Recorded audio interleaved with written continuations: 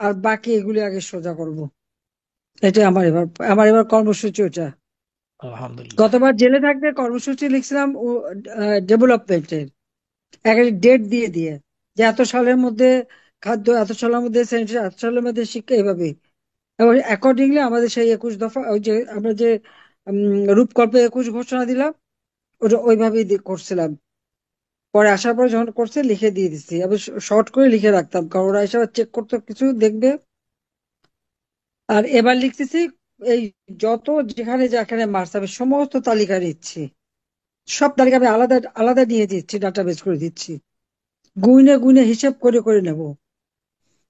আমার নেতা কর্মীদের মারবে বারবার, আমি সহ্য করব না। সাফ করবে এবার। জয় এবার বাংলা। এবার লক্ষ্য হলো এই ময়লা সাফ করা, বাংলাদেশের ময়লা সাফ করব। জয় বাংলা। ঠিক আছে। জয় নেক্সট। বঙ্গবন্ধু। ইনশাআল্লাহ।